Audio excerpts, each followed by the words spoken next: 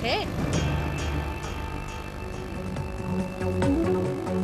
नमस्कार, prime time में मैं कादम्बिनी शर्मा हूं आपके साथ। दिल्ली में 23 साल के मेडिकल स्टूडेंट के साथ हुए भयानक गैंगरेप के बाद विरोध में कई आवाजें उठी। छात्र और आम लोग सड़कों पर उतरे, सरकार तक अपनी आवाज पहुंचाई। इस जंग में जहां आम लोगों, पुलिस और सरकारों को एक साथ दिखना चाहिए था, वहां सब अलग अलग आमने सामने खड़े नजर आए। लोगों में नाराजगी ही नहीं, सिस्टम से हताशा भी दिखी। सरकार लोगों से सीधा संवाद करने से बचती रही। सत्ता का घमंड या जनता की नब्ज पकड़ने में नाकामयाबी, या शायद दोनों। पुलिस खुद को सही साबित करने की कोशिश करती रही कि उनसे कोई गलती नहीं हुई, और देश के अलग अलग हिस्सों से बलात्कार की खबरें आती रहीं। अब तो नेता रेप पर विचित्र बयान देने पर उतर आए हैं, वो भी आप देख सुन रहे होंगे। ताज़ा मामला पंजाब के पटियाला का है, जहां लड़की के साथ गैंगरेप हुआ। पुलिस समझौते का दबाव बनाती रही। आखिर FIR दर्ज हुआ, लेकिन उसके बाद जांच के नाम पर ऐसे भद्दे सवाल पूछे गए कि न्याय की कोई उम्मीद नहीं समझकर उसने खुदकुशी कर ली। अब अफसरों की बर्खास्तगी और सस्पेंशन का दौर चल रहा है। दूसरी खबर गुजरात से है, जहां बीजल जोशी केस में सुसाइड नोट को अदालत ने डाइंग डिक्लेरेशन माना, और हाईकोर्ट से भी सभी दोषियों को उम्र कैद की सजा हुई है। माना जा रहा है कि फोरेंसिक एविडेंस और पुलिस का बढ़िया काम, दोनों से ये सजा हासिल हुई। ऐसे में लगता है कि पुलिस चाहे तो बहुत कुछ हासिल कर सकती है, पॉलिटिकल इंटरफेरेंस के बावजूद। दिल्ली गैंगरेप के बाद ही जिस तरह के एक वर्किंग हेल्पलाइन और गैर कानूनी बसों पर सख्ती, बसों में होमगार्ड, फास्ट ट्रैक कोर्स जैसे कदम उठाए गए, तो लगता है कि सरकार भी चाहे तो काफी कुछ कर सकती है, लेकिन फिर भी चाहने में भी इतना वक्त लग रहा है। आजादी के इतने सालों बाद भी महिलाएं पुरुषों की मानसिकता की सलाखों के पीछे हैं। टीवी स्टूडियोज की बहस, अखबारों की बैनर हेडलाइंस, नेताओं के बयानों के शोर के बीच सिंगापुर के एक अस्पताल में वो लड़की जिंदगी के लिए संघर्ष कर रही है। Our only wish today is that she recovers and that she comes back to us, and that no time is lost in bringing the perpetrators of such barbarous act to justice. Congress की 127वीं सालगिरह के मौके पर बलात्कार की शिकार हुई लड़की को लेकर संवेदना जताती हुई पार्टी अध्यक्ष सोनिया गांधी। सोनिया ने उम्मीद जताई कि पीड़ित लड़की जल्द ही ठीक होकर आ जाएगी, और ये भरोसा दिलाया कि अपराधियों को कड़ी से कड़ी सजा दिलाई जाएगी। कुछ ऐसा ही भरोसा प्रधानमंत्री मनमोहन सिंह ने भी दिया। Our prayers are with the brave young girl, and best possible medical care is being provided to her. So you have my assurance that our government is committed to bringing the guilty to justice as soon as possible. उधर Singapore के mount Elizabeth अस्पताल में भर्ती पीड़ित लड़की की हालत बेहद नाजुक बनी हुई है, और डॉक्टरों का एक स्पेशल पैनल लड़की की हालत स्थिर करने में लगातार जुटा हुआ है। हालांकि गृह मंत्री सुशील कुमार शिंदे ने यह भी साफ कर दिया कि अगर जरूरत पड़ी तो लड़की को इलाज के लिए अमेरिका या फिर ब्रिटेन भी भेजा जा सकता है। जितनी अच्छी ट्रीटमेंट देना होगा उतना देने का हमने प्रयास किया था। आपको भी मैंने बताया, चाहे सिंगापुर हो, चाहे लंदन हो, चाहे अमेरिका हो, जहां भी हो उसके इलाज के लिए हम भेजने के लिए तैयार। दूसरी तरफ सिंगापुर में पीड़ित लड़की के पहुंचने की खबर फैल चुकी है, जिसकी वजह से परिवार की प्राइवेसी बनाए रखने के लिए जबरदस्त सुरक्षा इंतजाम किए गए हैं। साथ ही वहां के भारतीय दूतावास को पूरे हालात पर नजर रखने की जिम्मेदारी दी गई है। दिल्ली गैंगरेप घटना को लेकर पूरे देश में जनाक्रोश अब भी बना हुआ है। यही वजह है कि भारत सरकार देर से ही सही इस संवेदनशील मसले पर अब सतर्क और सजग दिख रही है, और इस हादसे से उठे हर सवाल से गंभीरता से निपटने का आश्वासन दे रही है। दिल्ली से कुमार विक्रांत सिंह और कैमरामैन जतिन भूटानी के साथ हिमांशु शेखर, NDTV इंडिया। ये लड़की फिलहाल जो गैंगरेप पीड़ित है दिल्ली की, वो सिंगापुर के अस्पताल में है, और वहाँ जो अभी कुछ देर पहले मेडिकल बुलेटिन जारी हुआ है उसके मुताबिक इसकी हालत और ज़्यादा बिगड़ गई है। फिलहाल वेंटिलेटर पर ही है, और अस्पताल के मेडिकल बुलेटिन में ये जानकारी दी गई है कि उसकी हालत लगातार बिगड़ी हुई है, और भी ज़्यादा, पहले से भी ज़्यादा बिगड़ गई है हालात। हम वहाँ पर अपने संवाददाता के पास जाने की कोशिश करेंगे कि क्या और जानकारी वो दे सकते हैं, लेकिन फिलहाल जो अभी ताज़ा मेडिकल बुलेटिन जो वहाँ से आया है, माउंट एलिजाबेथ हॉस्पिटल से जो आया है, उसमें यही कहा गया है कि इस लड़की की हालत और बिगड़ गई है, पहले से भी ज़्यादा खराब हो गई है, और अभी वो वेंटिलेटर पर ही है।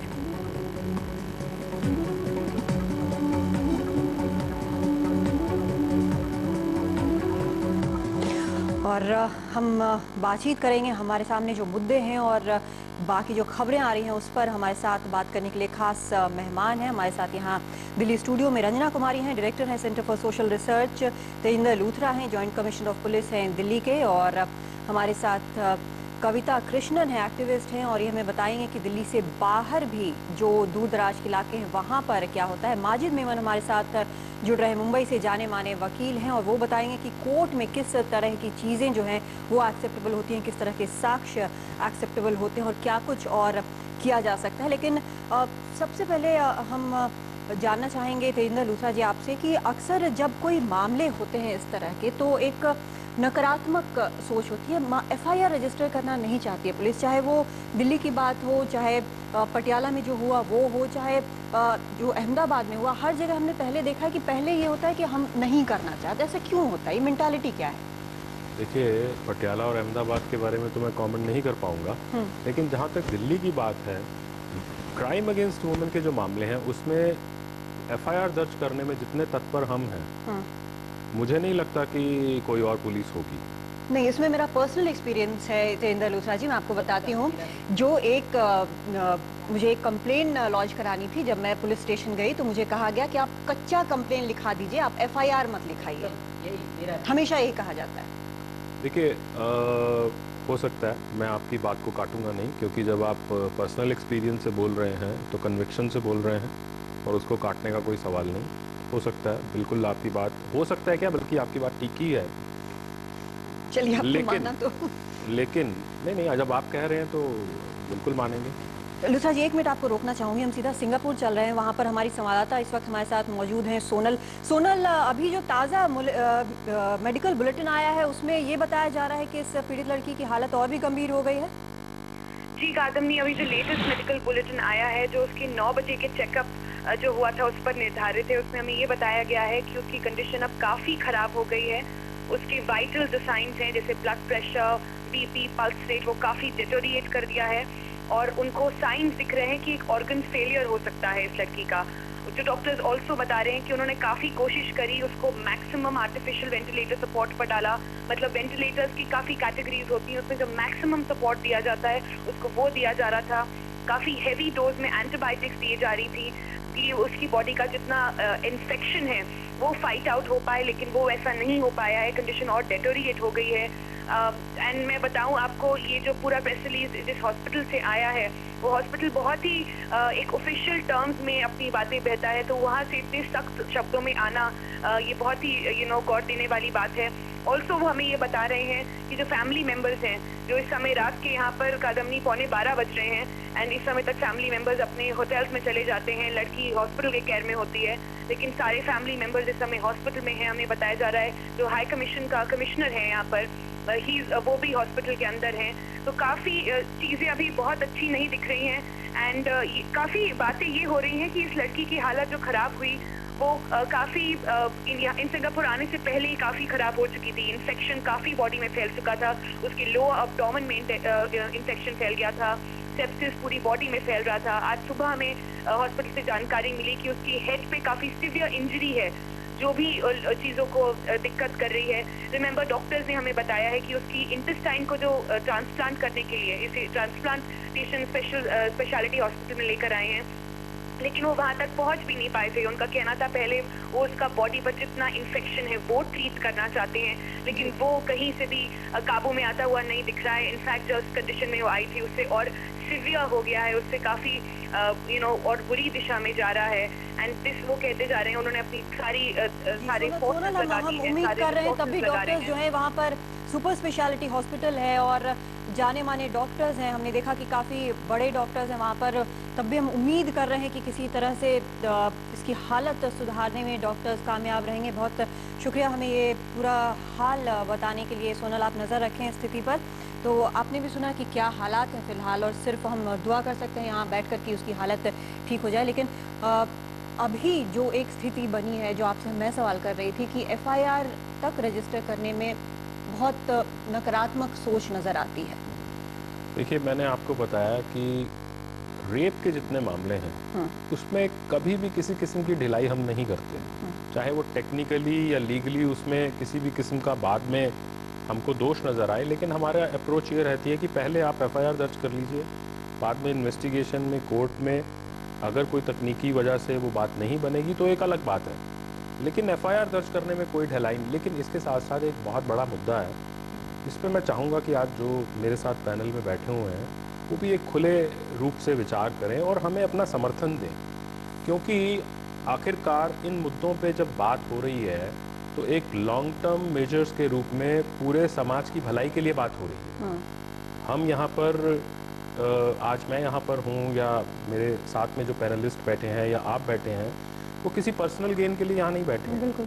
हम चाहते हैं कि इन मुद्दों के ऊपर एक बड़े ही पॉजिटिव तरीके से विचारो, और उसमें जो सबसे बड़ा मुद्दा ये है कि सरकार और पुलिस और बाकी जितने गवर्नमेंट के डिपार्टमेंट्स हैं, उनकी जो जवाबदेही होती है वो अक्सर आंकड़ों के हिसाब से होती है, और ये जवाबदेही ये दबाव रहता है कि आपके पास अगर कम एफआईआर रजिस्टर हुए हैं तो आप बेहतर काम कर रहे हैं। नहीं, सवाल ये नहीं है। सवाल ये रहता है कि इसी तरह के मंचों पर यह भी कहा जाता है कि आपके केसेस इतने क्यों बढ़ गए।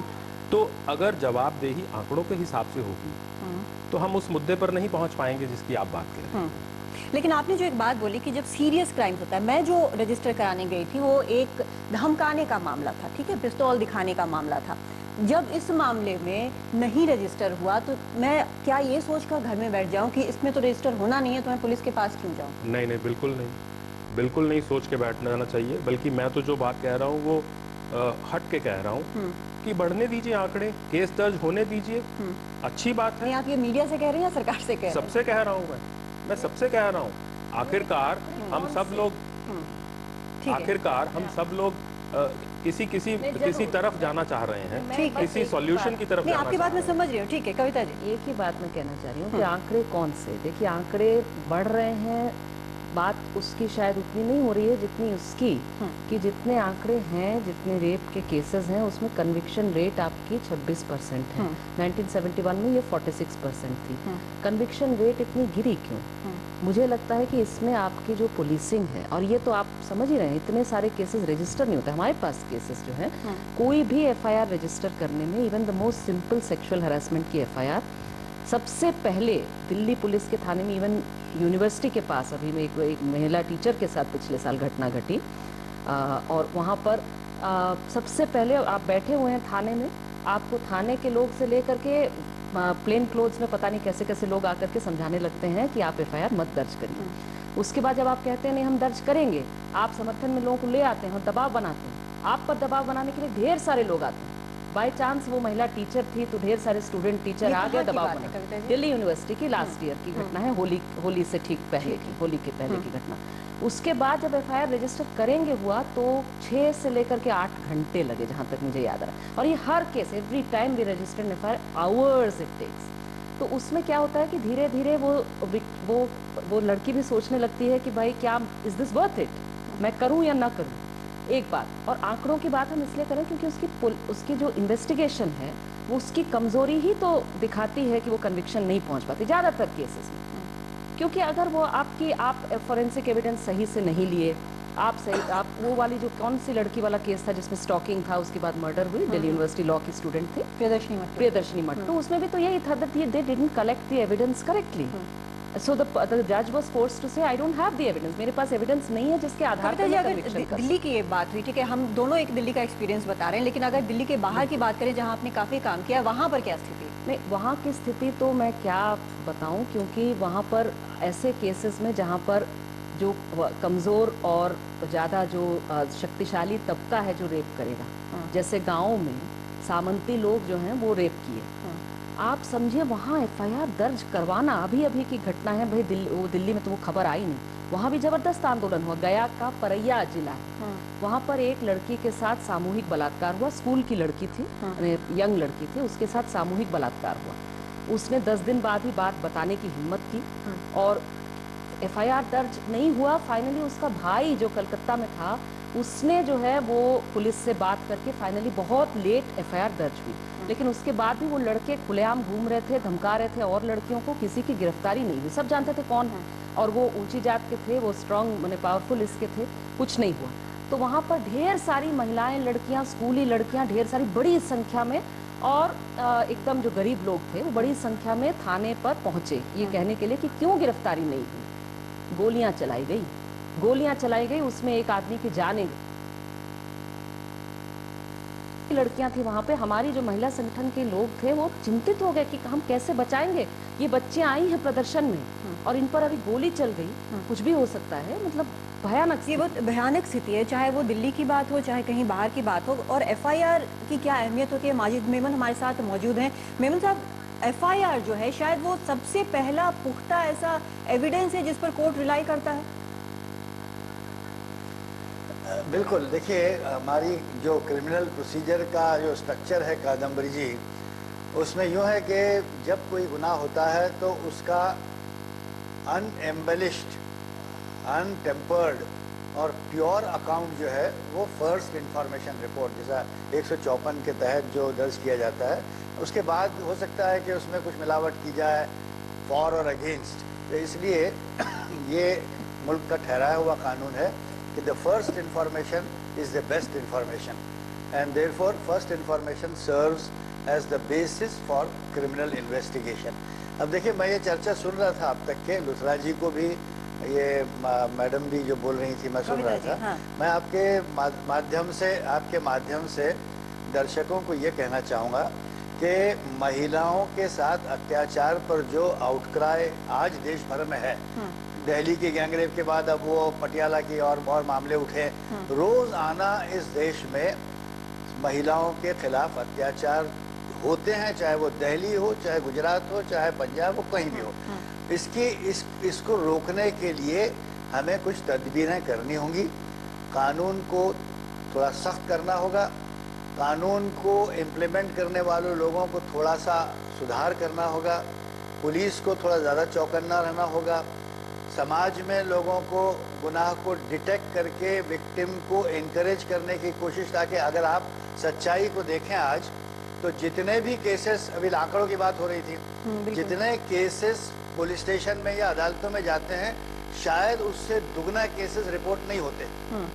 बिल्कुल सही बात है। रंजना जी, आप यहाँ पर लगातार काम करती रही हैं और आप जैसा लुथरा जी बता रहे हैं उनकी बात भी कुछ हद तक सही है कि दोनों तरफ से ही मतलब प्रॉब्लम में होते हैं। आंकड़े बढ़े तो समस्या है, नहीं बढ़े तो आपने एफआईआर रजिस्टर नहीं की, दोनों तरफ से बातें आती जरूर हैं। लेकिन यहाँ पर दिल्ली में, जैसा कि कविता जी बता रही हैं कि दिल्ली के बाहर और दिल्ली दोनों जगह की बताई, आपके पास भी कई महिलाएं आती हैं, आपको क्या स्थिति नजर आती है आज की तारीख में?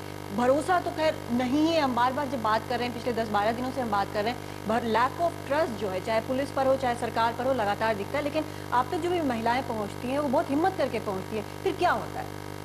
नहीं कादम्बिनी, असल में तो बहस को इस बात से जोड़कर देखना कि कितनी घटनाएं हो रही हैं और कितनी रिपोर्ट हो रही हैं, और अगर ज़्यादा रिपोर्ट हो रही है तो इसका मतलब कि घटनाएं ज़्यादा हो जाएंगी। और पुलिस को ये चिंता करना, देश की पुलिस को ये चिंता करना कि ज़्यादा घटनाएं हम अगर रिपोर्ट लिखेंगे तो आप चाहें तो हम कम लिख सकते हैं, ये कितनी गैर जिम्मेदाराना बात है कि हम चाहें तो आप कम लिखेंगे। मतलब है कि समाज ये ना कहे कि घटनाएं ज़्यादा हो रही हैं। घटनाएं तो जितनी हो रही हैं, अगर अभी माजिद मेनन ने कहा कि 2 गुना ज्यादा हो रही हैं, तो मैं समझती हूँ मतलब ये कि 10 घटनाएं जितने रजिस्टर हो रहे हैं, अगर ज्यादा भी रजिस्टर हो रहे हैं, हाँ, तो ज्यादा हो रही, मतलब ये कि 10 घटना होती है। और खास तौर से सेक्सुअल ऑफेंस की घटना, जो कि इतनी बड़ी सामाजिक शर्म उससे जुड़ी हुई है कि ना परिवार रिपोर्ट करना चाहता और लड़की तो बिल्कुल नहीं, वो माँ बाप को नहीं बताती तो पुलिस को आके कहाँ से बताएगी। तो इसलिए 10 घटना में से 1 घटना रिपोर्ट होती है। तो अगर आपके आंकड़े बढ़ रहे हैं तो कहीं ना कहीं ये समाज में जो जितनी घटनाएं हो रही हैं वो सामने लिखना आपकी जिम्मेदारी है। लिखना ही, आप अगर वो घटनाएं समाज में हो रही है तो आप अगर कानून के रक्षक हैं समाज के अंदर, तो आपको हर घटना को लिखना ही पड़ेगा, चाहे उससे आपके आंकड़े बढ़ जाए। तो आप ये मत कहिए, बार बार मैं सुन रही हूँ पहले दिन से कादम्बिनी, पहले दिन से बात हो रही है कि हमारे यहाँ रेप बढ़ रहा है तो आप लोग कहते हैं ज्यादा हो रहा है और आप चाहें तो हम उसको कम, मतलब ये कितनी बिल्कुल गलत है। आपको लिखना ही पड़ेगा क्योंकि सारी घटनाएं तो आती नहीं है, जो आती है उनको सबको आपको रजिस्टर करना पड़ेगा। लिखते हैं और आंकड़े आपके सपोज एक पुलिस स्टेशन में ज्यादा बढ़ते नजर आते हैं तो उससे असर क्या पड़ता है? क्या प्रमोशन पर असर पड़ता है? क्या पे पैकेज पर असर पड़ता है? क्या किसी की प्रमोशन पर असर नहीं पड़ता, लेकिन हम लोगों ने, सबने, चाहे वो कॉर्पोरेट वर्ल्ड हो चाहे वो गवर्नमेंट हो, हम सब ने क्या किया है कि आंकड़ों के आधार पर जवाबदेही का एक सिस्टम बना लिया, और जिसके आंकड़े बेहतर हैं वो अपने आप को, मतलब जिसके कम है, व्हाटएवर, जिस तरह से भी आप इसको लीजिए, कम या ज्यादा के रूप में लीजिए। मेरा कहना सिर्फ ये है कि हमें आंकड़ों से अपनी जवाबदेही को अलग करना चाहिए। पहला मुद्दा तो ये है, इसको मैं ईमानदारी से कह रहा हूँ। नहीं देखिए, मैं बात अपनी बात कह लीजिए, गुजारिश। मैं आपकी बात से पूरी तरह से सहमत हूँ। मैंने ये नहीं कहा कि हमको लिखना ही नहीं चाहिए, मैं तो कहता हूँ लिखिए और लिखिए। अगर 10 घटनाएं होती हैं कि 10 की 10 लिखी जानी चाहिए, लेकिन समाज में ये चेतना भी पैदा होनी चाहिए कि आंकड़ों के आधार पर जवाबदेही ना हो।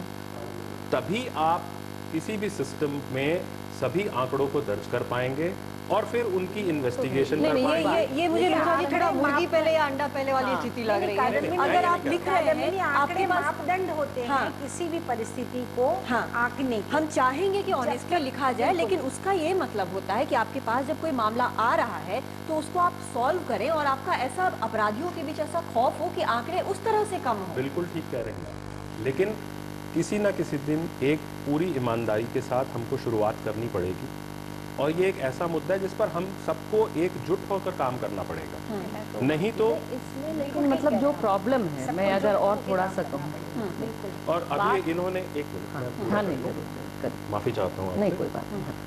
आपने कहा कि जो रेप की कन्विक्शन रेट है, इन्होंने कहा 26% है, लेकिन दिल्ली में 40-42% कन्विक्शन रेट है। लेकिन मैं ये नहीं मानता हूँ कि काफ़ी है। नेशनल एवरेज 26 है। मैं ये नहीं कहता हूँ कि 42 भी काफ़ी है, मैं कहता हूँ हमको इसको 82 तक ले जाना चाहिए, हो सके तो 92 तक ले जाना चाहिए। लेकिन हमको इन्वेस्टिगेशन भी बहुत अच्छी करनी पड़ेगी, पूरे आंकड़ों को भी लिखना चाहिए, प्रोसिक्यूशन भी हमारा इफेक्टिव होना चाहिए और कोर्ट भी हमारी फास्ट ट्रैक होनी चाहिए कि ऐसा ना हो कि केस में इतनी देर लगे कि विटनेस ही का मोराल टूट जाए और विटनेस ही कोर्ट में देने आने से घबराने लगे, तभी ये सब हो पाएगा।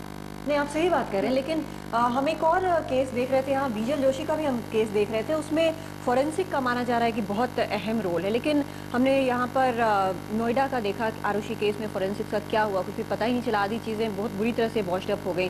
अक्सर हम मामलों में देखते हैं कि नहीं, दिल्ली में सिर्फ एक लैब है और भंवरी देवी केस में CBI ने जो सैंपल्स थे उन्हें अमेरिका भेजना पड़ा। आखिर पुलिस के पास फॉरेंसिक्स का जहाँ तक मामला है, कितनी सुविधा है? देखिए, पहली बात तो फॉरेंसिक जो है वो हमारे हाथ में नहीं है। पुलिस और फॉरेंसिक दोनों अलग अलग डिपार्टमेंट है। फॉरेंसिक की जितनी सुविधा वहाँ पर है, और रेप में खास तौर से DNA चाहिए होता है।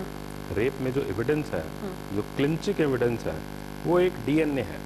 मान लीजिए किसी झुग्गी झोपड़ी में रहने वाली एक छोटे तबके की महिला का रेप होता है, अब उसमें वो FIR लिखाने की हिम्मत करती है, उसकी FIR लिखी जाती है, लेकिन कोर्ट में ये केस शायद 4 साल बाद ट्रायल पर आएगा। तब तक वो समाज के डर से या और कारणों से अपना घर पता ही बदल लेती है। आफ्टर ऑल एक झुग्गी है। लेकिन अगर इस केस पे पहले दिन ही, एक मिनट मुझे पूरा कर लेने दीजिए बात। नहीं, एक मिनट, असल में समय बड़ा कम है, तो आप अगर मैं माफी चाहता हूँ आपसे, अगर हम पहले ही दिन DNA उठा लें और DNA तो फिर मिल जाए, समस्या क्या है? समस्या ये है कि DNA की फैसिलिटीज कम है। जो जिस बात पर मैं आना चाह रहा था, FSL जो है हमारी आज एक लेबोरेटरी है, मुझे लगता है हमें एक नहीं शायद 5 लेबोरेटरी चाहिए दिल्ली में। ठीक है, उतनी सुविधा हमको चाहिए। ठीक, रंजना जी आप कुछ कहना चाह रहे हैं? नहीं, मैं सिर्फ इतना ही कहना चाह रही थी कि मतलब आपकी बात माफ कीजिएगा पूरी नहीं हो पाई थी, लेकिन मैं ये कहना चाह रही थी कि जो इस समय कमियां हैं और ख़ास तौर से देश का माहौल है, उसमें देश को जानने का ये हक है कि आपको क्यों चंडीगढ़ भेजना पड़ता है, आपको 4 साल बाद केस क्यों शुरू होता है। ये हमारी बहुत बड़ा प्रश्न चाहेंगे। मेमन साहब, आपसे जो बहुत एक ज़रूरी चीज़ मैं पूछना चाहती हूँ वो ये कि फॉरेंसिक एविडेंस जो है अदालत में वो उसकी कितनी अहमियत है? नहीं, बहुत। देखिए, विटनेसेस में लाई, आई विटनेसेस भी झूठ बोल सकते हैं शपथ लेकर, लेकिन जो मेडिकल एविडेंस या फॉरेंसिक एविडेंस होता है वो पिन पॉइंट करता है, और बतौर खास DNA का सबूत जिसके लुथरा जी बात जिक्र कर रहे थे अभी, दैट इज एब्सोल्युटली अनक्वेश्चनेबल। और ये बड़े दुख की बात है, सिर्फ दिल्ली ही तक सीमित नहीं है ये समस्या, पूरे देश में, मुंबई में भी there is a lack of facilities to police. ये फॉरेंसिक रिपोर्ट के लिए वक्त हफ्तों महीनों रुकना पड़ता है, और 3-3, 4-4 महीने, कभी कभी साल भर बाद फॉरेंसिक रिपोर्ट नहीं मिलती। पोस्टमार्टम नोट्स के लिए भी 15 दिन कभी निकल जाते हैं मेडिकल। ये सारी इसी इंफ्रास्ट्रक्चर की कमी और ये फैसिलिटीज की कमी, it is affecting the interest of truth and justice, and this is one of the major contributory factor for failure of prosecution cases. Yes, लेकिन क्या हम accept it as a police, as a prosecutor, we should accept, हमको ये मानना पड़ेगा, स्वीकार करना चाहिए और फिर सरकार पर दबाव डालना चाहिए कि इन सुविधाओं को आप दीजिए, क्योंकि बार बार हम लोग डिफेंसिव होने के लिए नहीं कह रहे हैं, हम लोग ही नहीं कह रहे कि आप कहें कि नहीं सब कुछ बिल्कुल ठीक है और आप हम पे दोषारोपण कर रही हैं, ऐसा नहीं है। जो कमी है, जिस कमी की वजह से 4-4 साल उसे ही बांटने की कोशिश कर रहे हैं, उसी पर इस प्रोग्राम में चर्चा कर रहे हैं, किसी पर कोई आरोप लगाने की कोशिश नहीं कर रहे हैं। मेमन साहब, आपने लेकिन जो एक बताया वो टेक्निकल चीज़ है, डीएनए की बात कर रहे हैं, यहाँ पर लुथरा साहब भी कह रहे हैं डीएनए की बात, लेकिन जो बीजल जोशी का केस था, आज जब मैं रिसर्च कर रही थी उसमें मैंने देखा कि डाइंग, उसका जो सुसाइड नोट है वो अदालत ने डाइंग डिक्लेरेशन के तौर पर यूज किया, उसे सबसे बड़ा सबूत माना है। एब्सोल्युटली, देखिए अभी अब आज का जो मामला जो चर्चा की का आधार है, जिस पर हम बैठकर चर्चा कर रहे हैं और दिल्ली में पिछले 15 दिन से चर्चा हो रही है, सिंगापुर में भगवान न करे वो बच्ची अगर खत्म हो गई, let us God forbid it happens, मगर अगर ये हो गया तो उसके जो 2 बयान दर्ज करवाए गए हैं 164 के मजिस्ट्रेट के सामने भी या अब तक के उसका जो बयान दर्ज किया, they all will become dying declarations, और फिर उन डाइंग डिक्लेरेशन नहीं, लेकिन हम उम्मीद कर रहे हैं कि वो लड़की सरवाइव करेगी, शी इज अ फाइटर, और हम उम्मीद कर रहे हैं कि वो सरवाइव करेगी, लेकिन अगर सरवाइव वो कर रही है, ऐसे में क्या ऑप्शन है? अगर लीगल ऑप्शन देखा जाए तो क्या ऑप्शन है? फिर वो अपना बयान अगर वो सरवाइव कर जाती है, नहीं, अगर वो सरवाइव कर जाती है तो उस सूरत में she will be the star witness, as the victim witness, she will be subject to cross examination, और उसके आधार पर नहीं। लेकिन इसमें एक बात है कि ये केस इतना हाई प्रोफाइल था, बावजूद इसके शायद उसके कितने बार स्टेटमेंट लिखवाना पड़ा, 2 या 3? 2 बार स्टेटमेंट लिखवाना पड़ा, क्योंकि इसमें भी कुछ कहीं ना कहीं गैप रहा, गड़बड़ी रही, even in such a high profile case जहाँ इतना अटेंशन था। अब मैं लेकिन कह रही हूँ कि मैं बिल्कुल फोरेंसिक वाला हम लोग भी मांग कर रहे हैं, लेकिन इससे बड़ी बात मुझे लगती है कि देखिए आपका जो फर्स्ट रिस्पॉन्स है पुलिस थाने में जब कोई महिला जाती है दर्ज करने, तो वहाँ पर अब ये जो तहलका की जो स्टोरी थी कि भाई पुलिस वाले ज़्यादातर मैंने इतने दिल्ली एनसीआर के थाने में ऐसा सोचते हैं, तो देश भर के थानों के मत तो क्या ही कहें, जहां वो समझते हैं कि जो रेप दर्ज करने अगर कोई महिला आती है तो बाय डेफिनेशन परिभाषा ही उस महिला की ये होगी कि जरूर इसकी चरित्र ठीक नहीं और वो गड़बड़। खास करके अगर वो नॉर्थ ईस्ट या दार्जिलिंग से आती है तब तो पक्का वो पैसे के लिए ये धंधा करती है और वो पैसे उसको कम मिले हैं इसलिए ऐसा कर रही है, या वो सिगरेट पी रही थी तो हो नहीं सकता। हम कह रहे हैं इसके लिए मैं जानती हूँ कि आमतौर पर कहा जाता है कल्चरल है, यहाँ तक कि एक बयान मैंने पढ़ा कि उसी मिलियो से पुलिस आती है जहाँ से रेपिस्ट आते हैं। हाँ, ये पटियाला की जो कहानी आपको हम अभी दिखाना चाहेंगे, पटियाला की जो स्टोरी है वहाँ पर क्या हुआ है, एक ही गांव में वहाँ की लड़की के साथ इस तरह की हरकत हुई और उसके बाद वहाँ पर ही जो पुलिस वाले हैं उन्होंने FIR लिखने से मना किया, यहाँ तक कि इस हद तक गए कि समझौते की बात की, पैसे दिलवाने की बात की, यहाँ तक कि शादी का भी ऑफर दे डाला। ये सारी चीज़ें जो है मिलकर उसके लिए एक बड़ी परेशानी बन गई, उसे लगा कि उसे कभी न्याय नहीं मिलेगा। आपको दिखाते हैं रिपोर्ट। मैं यही मांग करती हूँ, मैंने इंसाफ चाहिए। गैंग रेप के 2 दिन बाद पीड़ित लड़की ने मीडिया को बताया कि कैसे पुलिस वाले उसकी मदद करने के बजाय समझौता करने का दबाव डालते रहे। 15 दिन बाद मामले की FIR तो हुई, लेकिन इसके बाद उसे बार बार थाने बुलाकर भद्दे सवाल पूछे जाते हैं। रोज रोज के ताने और जिल्लत जब बर्दाश्त के बाहर हो गए तो पीड़ित लड़की ने बुधवार शाम जहर खाकर जान दे दी। पटियाला के समाना के गांव बादशाहपुर में जब उसका अंतिम संस्कार हो रहा था तब पुलिस ने रेप करने वाले पड़ोस के गांव के 2 लोगों और उनकी मदद करने वाली महिला को गिरफ्तार किया, लेकिन तब तक बहुत देर हो चुकी थी। यही गल कह रहे थे जो बंदी कर, हमने कोई झूठ नहीं बोला। बादशाहपुर के थानेदार ने हमारी बहुत बेइज्जती की और हमसे कहा कि हमने झूठ बोला, लेकिन हम सिर्फ सच बोल रहे हैं। अपने मुलाजिम की हरकत पर शर्मिंदा पुलिस महकमे ने घग्घा थाने के SHO और जांच अधिकारी ASI को नौकरी से बर्खास्त कर दिया, जबकि हल्के के डिप्टी SP को सस्पेंड कर दिया गया है। ASI के खिलाफ आपराधिक मामला भी दर्ज किया गया है, लेकिन किसी बड़े अफसर पर गाज गिरेगी इसकी उम्मीद कम है। We have asked the district SSP. हमने हर जिले के एसएसपी को यह निर्देश जारी किया है कि वो अपने जिले में महिलाओं के खिलाफ होने वाले अपराध की रोजाना समीक्षा करें। Related offence on A daily basis. Punjab Haryana high court ने भी मामले का संज्ञान लिया है। कोर्ट ने आईजी जोन पटियाला को नोटिस जारी कर पूछा है कि कौन कौन अफसर इस घटना के लिए दोषी हैं और उनके खिलाफ क्या कार्रवाई की गई। इस मामले की रिपोर्ट 8 जनवरी तक कोर्ट को सौंपी जानी है। दिल्ली रेप केस के बाद मचे बवाल से सबक लेते हुए पंजाब सरकार ने महिलाओं के खिलाफ अपराध पर अंकुश लगाने के लिए कई फैसले लिए हैं। पंजाब पुलिस के जो कर्मी हैं उनको रेगुलर ट्रेनिंग दी जाए, उनको सेंसिटाइज किया जाए।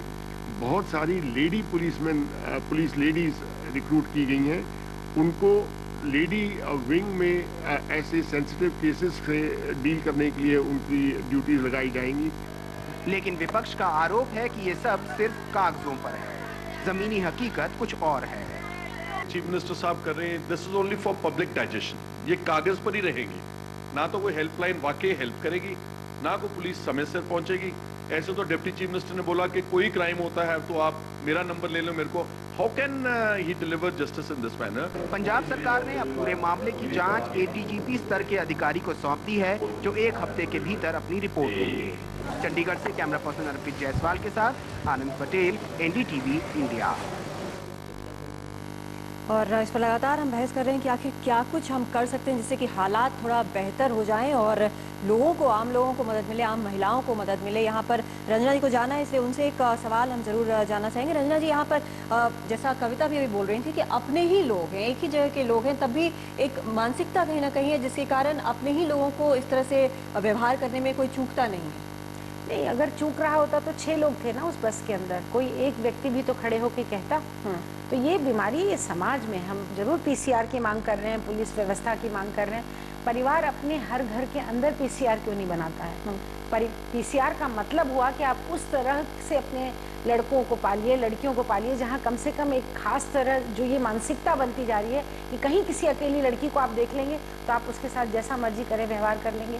तो ये जो पीसीआर सड़क पे घूम सकती है, पुलिस बाहर चौराहे पे आपको मिल सकती है, लेकिन घर के अंदर जो बिगड़ रहा है और बलात्कार की मामले हर जगह हर वक्त पुलिस को बदलने की जरूरत है। ये बात सच है, लेकिन जब हम पुलिस की मानसिकता की बात कर रहे हैं तो यहाँ पर उषा जी हमारे साथ बैठे हैं।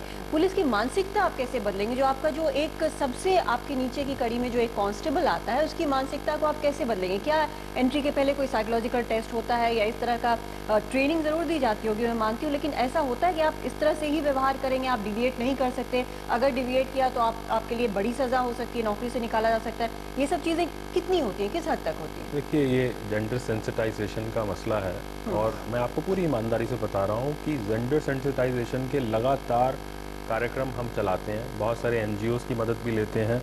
रंजना जी यहाँ बैठी हैं, ये आज CP साहब से मीटिंग कर कर आई हैं, लेकिन इस बात की ये खुद गवाह हैं कि 6 महीने पहले जब CP साहब नए आए थे तो उन्होंने इन्हीं महिला संगठनों को बुलाया था, इनके सुझाव लिए थे और बहुत जिम्मेवारी के साथ हमने उन सुझाव को इम्प्लीमेंट करने की कोशिश की। मैं किसी जिम्मेवारी से नहीं बच रहा हूँ। ये बात बिल्कुल ठीक है कि पुलिस की इन्वेस्टिगेशन अच्छी होनी चाहिए, हमको प्रोसिक्यूशन अच्छा चाहिए, हमको फॉरेंसिक साइंस लेबॉर्ट्रीज बहुत ज़्यादा चाहिए, हमको फास्ट ट्रैक कोर्ट्स चाहिए, लेकिन उसके अलावा जो बात रंजना जी ने कही, मैं उसी को ऐड करना चाहूँगा कि हमारे समाज में एक बहुत बड़ा मुद्दा है आदमी और औरत के रिश्ते का। हमारा जो आदमी है वो ये क्यों नहीं समझ पा रहा है कि जब औरत की ना है तो वो ना है। वो इस बात को जितनी जल्दी समझेगा उतनी जल्दी हम इस मुद्दे को हल लागू होती है। बिल्कुल लागू। अच्छा, एक उदाहरण मैं देना चाहती हूँ। लुथरा जी हैं हमारे साथ, तो मैं एक चीज़ पूछूं कि चलिए वो नीचे के लेवल का कांस्टेबल वगैरह, उसको आप सेंसिटाइजेशन करिए, कल्चरल मामला है, ये सारी चीज़ें हम समझ लें, लेकिन मैं एक बात जानना चाहती हूँ कि सेंसिटाइजेशन जो हुई होगी तो KPS गिल के लेवल के किसी पुलिस अधिकारी की सेंसिटाइजेशन प्रोग्राम वगैरह जरूर हुई होगी। उनका बयान मैं आपको बता रही हूँ, आप गूगल सर्च कर लीजिए, मिल जाएगा आपको। उन्होंने कहा कि रेप्स दिल्ली में बढ़ रही हैं क्योंकि लड़कियां तंग कपड़े पहन रही। KPS गिल का बयान है। मैंने जब वो बयान सुना था कई वर्ष पहले, मैंने खुद ही सोचा था कि वो कह रहे हैं कि लड़कियां के क्लोथ से प्रोवोक हो रहे हैं। मेरा तो मन किया था कि ये कहीं पब्लिक प्लेटफॉर्म पे बोले तो लड़कियां जा करके एक लगाएं और कहें कि हम प्रोवोक हो गए आपके स्टेटमेंट। कोई भी यही कहेगा कि बहुत ही गैर जिम्मेदाराना है। बिल्कुल गैर जिम्मेदाराना है। इट और इज जब हम कैसे आता है तो अब इस पर कोई कार्रवाई होनी चाहिए। जब कोई ऐसा बयान देगा कार्रवाई होनी चाहिए। मेरा कहना है कल्चरल आप नहीं बदल सकते मन, लेकिन अगर ऐसा देते हैं तो आप हटाएंगे हर जगह के वर्दी पहन करके कैसे बोल रहे हैं? ऐसे माहौल में जब इस तरह का एक माहौल बना है तब आप क्या करेंगे इसमें? आप ये बताइए। एक मांग इस फोरम से हम लोग करना चाहते हैं, देश भर के लोग सुन रहे होंगे आपका कार्यक्रम, कि जितने सांसदों ने खासतौर से इस तरह के बयान दिए हैं जो घटिया, जो सेक्सिस्ट बयान है, तो जिस दिन संसद शुरू होती है, मीरा कुमार उसकी हमारी अध्यक्षा हैं संसद की, लोकसभा की, तीनों सांसद, 4 सांसद अब तो शामिल हो गया उसमें, इन लोगों को पहले दिन जिस तरह से किसी की स्मृति में बातचीत करके संसद को अडजर्न किया जाता है, उसी तरह से इन लोगों से माफी मांगने के लिए कहा जाए। ये देश की महिलाओं से संसद के बिल्कुल हम उम्मीद करेंगे कि अगला जब सेशन शुरू होता है तो आप बात वहां तक पहुंचाएंगे। हमें फिलहाल एक ब्रेक लेना पड़ रहा है, लेकिन ब्रेक के बाद लौटेंगे हम लूथरा जी से फिर वही सवाल करेंगे कि इस तरह के माहौल में क्या कोई आउट ऑफ बॉक्स सोल्यूशन निकाल सकते हैं, जहां पे जो जेंडर सेंसिटाइजेशन की इतने सालों से कोशिश हो रही है लेकिन नहीं हो पाई है, उसमें क्या कर पाएंगे। फिलहाल एक छोटा सा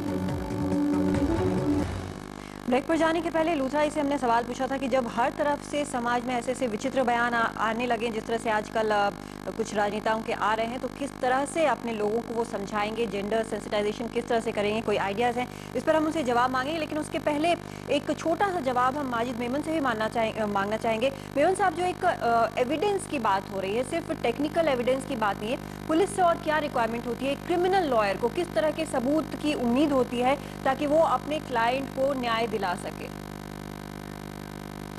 देखिए, मैं एक बात बड़ी संक्षिप्त में समय कम होने की वजह से कहना चाहूँगा, वो ये कि प्रोसिक्यूशन को बहुत सारी डिफ़िकल्टी से गुजरना पड़ता है। एक तो जैसे अपूर्व facilities about collection of evidence में स्टाफ की कमी वगैरह वगैरह, और फिर कोऑपरेशन नहीं मिलता है विटनेसेस के साथ में। जैसा कि लूथरा जी ने कुछ देर पहले बताया था कि जुग्गियों में अगर गुनाह होते हैं तो गवाह भी गायब हो जाते हैं और हमारे विक्टिम पीड़ित भी कभी कभी नहीं मिलते हैं। तो प्रोसिक्यूशन केसेस फेल होने की कई वजूहातें हैं, जिनमें से ये भी वजह है।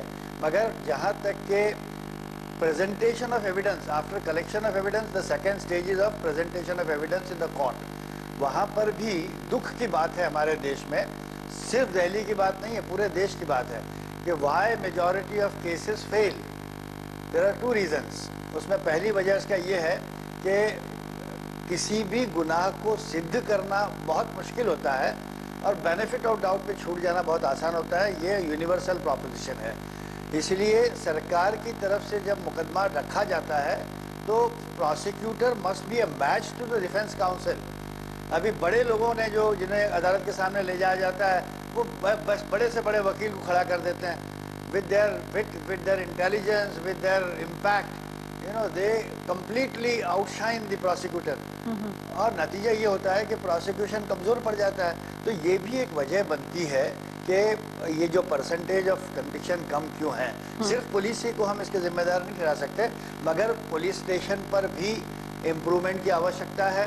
पुलिस स्टेशन को, पुलिस को, इन्वेस्टिगेटिंग ऑफिसर्स ये आप बिल्कुल सही कह रहे हैं कि इम्प्रूवमेंट की तरफ से क्या हो सकता है, वही हम देखने की कोशिश कर रहे हैं हर लेवल पर क्या कुछ हो सकता है। वैसे हमारा सवाल अभी भी लूथरा से बना हुआ है, लेकिन उसके पहले हम एक रिपोर्ट दिखाना चाहेंगे। दिल्ली में परिवहन विभाग बसों पर अब कार्रवाई कर रहा है, लेकिन जिस बस में लड़की के साथ बलात्कार हुआ था दिल्ली में, उस बस का 8 बार चालान हुआ था और 6 बार इस बस को जब्त किया गया था। ऐसे में सवाल यही उठता है कि आखिर ऐसी गाड़ियां सड़कों पर क्या बिना पुलिस और परिवहन विभाग के मिलीभगत के चल सकती है?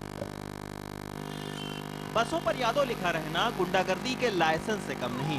उनके स्टाफ दिल्ली या एनसीआर में कहीं भी दादागिरी करते दिख जाएंगे।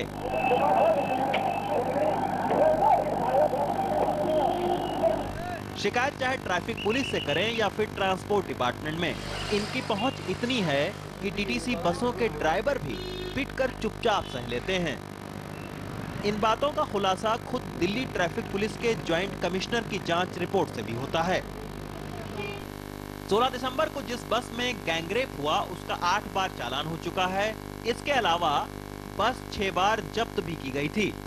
बस को रूट पर चलने का परमिट नहीं था और न ही फिटनेस सर्टिफिकेट, फिर भी वो गैर कानूनी तरीके से सवारियां बैठाने का काम करती रही।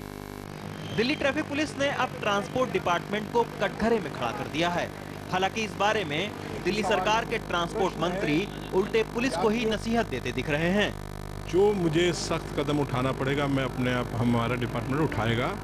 जहाँ तक पुलिस क्या कहती है उसको मैं उनसे मेरा निवेदन है कि वो अपनी विश्वसनीयता को कायम रखें। गैंगरेप की घटना के बाद में बस को लेकर एक दूसरे की टोपी उछालने का एक बेशर्मी भरा दौर चल पड़ा है। दिल्ली पुलिस चालान काटने की बात कर रही है तो ट्रांसपोर्ट डिपार्टमेंट सख्ती की बात कर रहा है। लेकिन सवाल ये उठता है कि अगर दोनों ही डिपार्टमेंट ने बस पर सख्ती की थी तो आखिर कैसे स्कूल की बस सवारियों को बैठा रही थी। कहानी यही नहीं खत्म होती। गैंगरेप के मुख्य आरोपी और बस के ड्राइवर रहे राम सिंह पर इस साल 21 जुलाई को 2200 रुपए जुर्माना हुआ था और उसकी बस भी जब्त हुई थी। अब इसे ट्रांसपोर्ट डिपार्टमेंट की ढिलाई कहें या फिर पुलिस की सुस्ती कि बस का परमिट रद्द होने से पहले ही उसमें गैंगरेप की वारदात हो गई। ये सब जानने के बाद मन में एक ही सवाल उठता है कि काश ट्रैफिक पुलिस और ट्रांसपोर्ट विभाग अपनी जिम्मेदारी समझी गई और इस बस को काबू में किया होता तो शायद ये घटना रोकी जा सकती थी। नोएडा से अरविंद और दिल्ली से रवीश रंजन शुक्ला के साथ आशीष भार्गव, एनडीटीवी इंडिया। जी, लूथरा जी को जवाब देना, लेकिन बहुत संक्षिप्त में। मैं बस पर जस्ट इतना कहना चाहती हूँ, देखिए लंबे समय से डीटीसी के मजदूर भी मांग रहे हैं, महिलाएं भी मांग रही हैं कि डीटीसी की जो फ्लीट है उसको बढ़ाइए। लेकिन ये कॉमनवेल्थ गेम्स हुआ, इतना कुछ हुआ, इंफ्रास्ट्रक्चर बढ़ रहा है, बड़ी बड़ी बातें सुन रहे हैं, लेकिन डीटीसी की फ्लीट बढ़ाने वाली एक सिंपल चीज हो नहीं पा रही। महिलाओं के लिए चाहिए कि डीटीसी का जो भी है वो अकाउंटेबल है ना, वो तो पब्लिक सर्वेंट है, अकाउंटेबल है, उसमें परमानेंट एम्प्लॉयज रखिए, कॉन्ट्रैक्ट पर मत रखिए, परमानेंट रखिए। ये सुरक्षा के लिए भी जरूरी है, बिकॉज ऑफ परमानेंट एम्प्लॉई हमेशा अकाउंटेबिलिटी ज़्यादा होती है। मुझे बस इतना कहना है कि कम से कम आप तो सुनना चाहिए दिल्ली की सरकार को और भी पब्लिक बसेस की फ्लीट बढ़ानी चाहिए। आदेश दिया है जो बसें बढ़ी और रात में भी 11 से 5 बजे तक बहुत कम है अभी भी, बहुत कम है डेफिनेटली, लेकिन एक शुरुआत हुई है कम से बहुत ज़्यादा। लेकिन जो इस रिपोर्ट में आपने देखा लूथरा जी, क्या आपको लगता नहीं है कि पुलिस वो एक काम तो कर सकती है जिस तरह से बार बार चालान हुआ, जब्त हुआ, छोटे छोटे क्राइम से बढ़ते बढ़ते ये बंदा सोचता है कि मैं बड़े भी करके निकल लूँगा। देखिए, मैं किसी भी किस्म की ब्लेम गेम में नहीं जाना चाहता हूँ।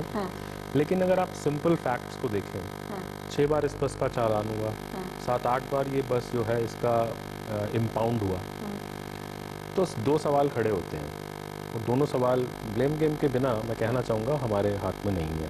पहली बात तो ये कि जब बस इम्पाउंड होती है वो कोर्ट में जाती है, कोर्ट से रिलीज़ होती है, तो वो बार बार रिलीज़ होती रही। दूसरा सवाल मैं कहना चाहूँगा कि चालान हुआ, इम्पाउंडिंग हुई, कुल मिलाकर 14 बार, उसका परमिट रद्द नहीं हुआ, वो हमारे हाथ में नहीं है। आपके हाथ में नहीं है। तो इन सारी चीज़ों को हमें सिलसिलेवार समझना पड़ेगा। आपने एक पॉइंट बहुत टेक्निकल रखा है। माजिद मेमन साहब, अगर आपसे मैं पूछना चाहूँ कि जो बार बार बस जो है वो कोर्ट से रिलीज होती रही, तो इसमें क्या कोर्ट की जिम्मेदारी बनती है या कुछ और है? नहीं, इसके 2 कारण हो सकते हैं। एक तो इग्नोरेंस और नेग्लिजेंस, कि किसी ने परवाह नहीं की, या दूसरा भ्रष्टाचार, तो भाई ठीक है कि भाई पैसे देकर पास कर लिया जाए आरटीओ के ज़रिए या डिपार्टमेंट के ज़रिए, और ये कोई नई बात नहीं है। मगर अगर ये बस ये इम्पाउंड नहीं भी हुई होती और ये बस अगर इस पर चालान नहीं भी लगा होता तब भी बस में रेप हो सकता था। वो हमारी जो आज की डिस्कशन है उसमें, मगर ये दुख की बात है, देखिए सब एक्सपोज हो रहा है। जब इसकी तफ्तीश में हमने गहराई में जाकर मालूम किया तो ऐसी आज भी दिल्ली में सैकड़ों बसें चल रही होंगी जो 10 बार इम्पाउंड हो चुकी है। तो इस पर भी जांच करने की आवश्यकता है कि हो सकता है रेप ना सही तो चेन स्नैचिंग हो सकती है, और गुनाह भी हो सकते हैं, पिक पॉकेटिंग होती होगी, या और कोई स्मगलिंग का सामान जाता होगा, ट्रांसपोर्ट गलत होता होगा, बहुत सारे गुनाह होने की पॉसिबिलिटीज हैं। बिल्कुल सही बात है कविता जी। इतनी जगह से इतनी सारी चीजें अब एक्सपोज हो चुकी हैं कि अब मुझे ये लग रहा है कि मतलब एक दलदल सा हो गया, कहाँ से कैसे निकले समझ में नहीं आ रहा।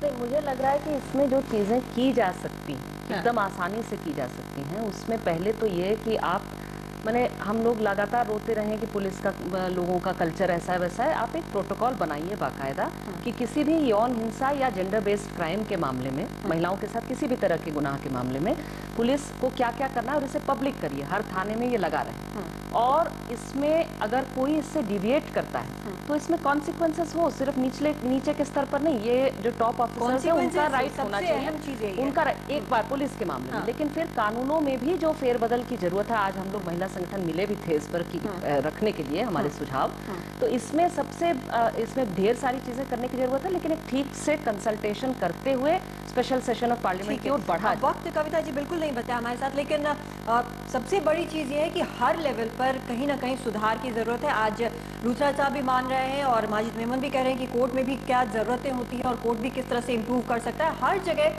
सुधार की जरूरत है, बस एक ये चीज सुधारों की जरूरत है और ये परसों तरसों नहीं, आज जरूरत है। तो हमारे सभी मेहमानों का इस कार्यक्रम में आने के लिए बहुत शुक्रिया। नमस्कार।